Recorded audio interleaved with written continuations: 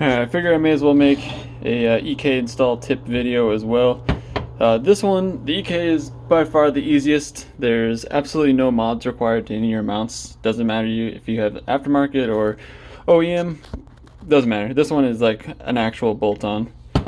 So this side, this bracket is the OEM bracket that bolts onto the transmission, and then your mount sits right here, which is kind of bolted to the chassis vertically.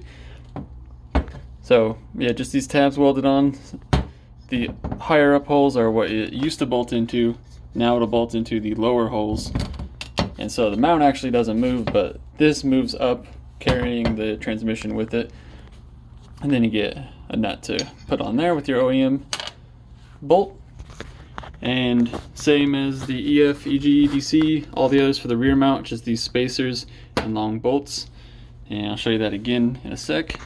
And then this side is for the driver's side. So let's just go, the spacers just go under your mount on top of the chassis and lifts that up.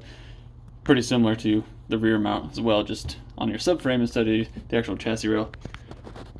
Yeah, Peter's got his EK here, so I can show you guys that.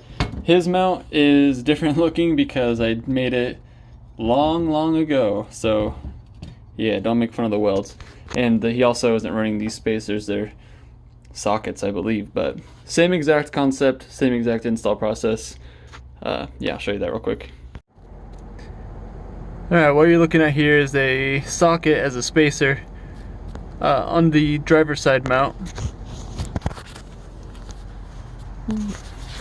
Yeah, here we got aftermarket mount, doesn't even matter. And there's another. So yeah, the spacers literally just go in between the chassis and the mount. And now that raises it up.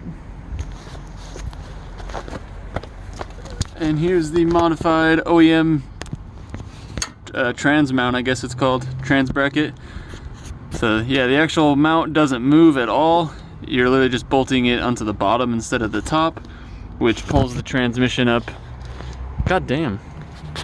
Pulls the transmission up with everything with it. And then yeah, those the rear mount with the spacers, just like the others.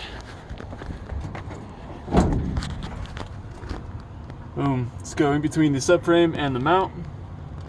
And like I mentioned in the other videos, if you watch that, it's a huge pain in the ass if your engine is in, so you can either drop your subframe to get these sorta easy, or if your motor's already out, install this guy first. Super easy. Otherwise it's a pain in the butt if your motor's still in.